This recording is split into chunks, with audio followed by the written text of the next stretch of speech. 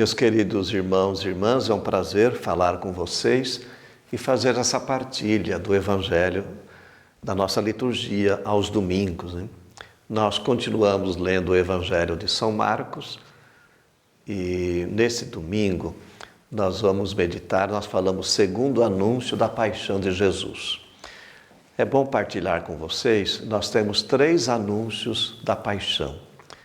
E Marcos trabalha de modo assim, catequético. Marcos, já falei, é um bom catequista, né? O que é um anúncio da paixão? Jesus prevê o seu sofrimento, né? Principalmente diante das autoridades. Prevê a sua morte, mas também ele anuncia a sua ressurreição, né? Ele vence a morte. E é interessante que nesses 3 momentos os discípulos têm reações um pouco estranhas. Uma primeira reação é de Pedro, que nós já rezamos, domingo passado, né? Ele se coloca no caminho de Jesus. Jesus é duro com Pedro. Vai para longe de mim, Satanás, né? Satanás é aquele que se coloca no caminho do Senhor. Nesse domingo nós temos o segundo anúncio, enquanto Jesus está falando da sua paixão, da sua morte, da ressurreição, no caminho eles estão discutindo quem é o maior. E no terceiro anúncio é Tiago e João, filhos de Zebedeu, que eles pedem lugares ao lado de Jesus, lá no céu. Olha só, né? Bom, então vamos a esse segundo anúncio da paixão, que é nesse domingo. Depois de prever essa sua paixão, Jesus se dirige para os discípulos e ele fala: o que vocês estavam conversando no caminho, né? Mas eu sabia que no caminho eles estavam conversando quem era o maior, né? E olha a lição que Jesus dá, ele apresenta uma criança, eu vou ler para vocês, né? O que Jesus fala, e isso serve para nós também, né? Se alguém quiser ser o primeiro, que seja o último de todos e aquele que serve a todos, né? Depois ele apresenta então essa criança como modelo de seguimento e diz assim: quem acolher em meu nome uma destas crianças é a mim que estará acolhendo.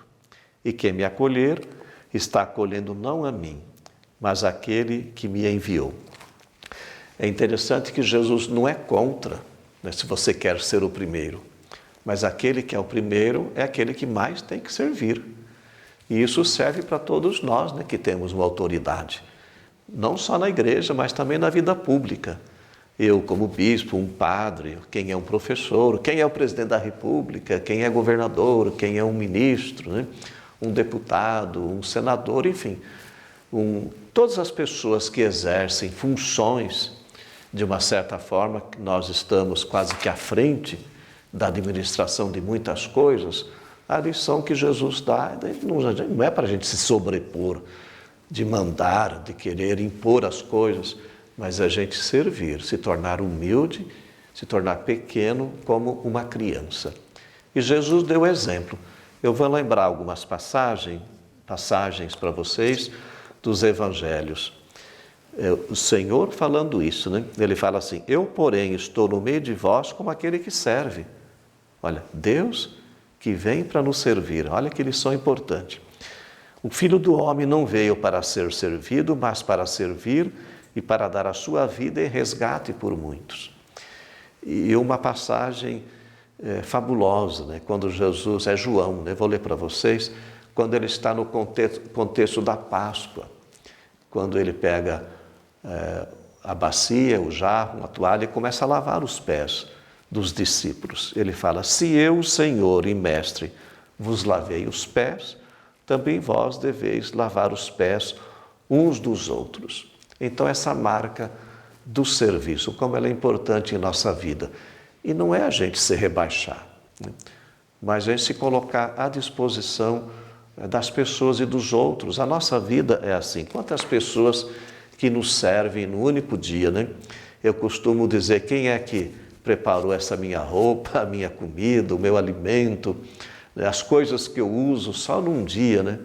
Quantas pessoas me serviram num único dia, para que eu possa me alimentar, para que eu possa me vestir, para que eu tenha uma casa, tenha o meu veículo, para que eu possa realizar as atividades. E eu também, é claro, eu também sirvo Os outros, na minha vocação, na minha missão, cada um serve na sua vocação específica. Jesus, ele fez uma relação do serviço com a Eucaristia, né? Na Eucaristia, ele se oferece como o nosso alimento. É o mesmo sacrifício na cruz que nós celebramos na Eucaristia.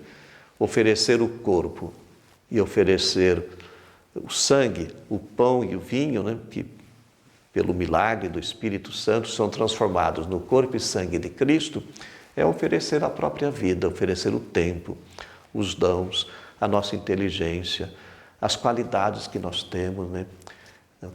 Cada pessoa tem o seu dom, né? Cada pessoa foi criada à imagem e semelhança de Deus e pode oferecer. Esses dias atrás nós tivemos a Paralimpíadas e eu disse assim, numa das missas que eu celebrei, que eu gosto das Olimpíadas, mas eu gosto mais das Paralimpíadas, porque a gente vê aqueles atletas numa situação de tantos limites, né? Às vezes perder um membro, às vezes são cegos, às vezes têm uma limitação intelectual, e como que eles também, claro, num exercício atlético, né? numa missão ali num jogo, num esporte, eles também competem e oferecem a vida.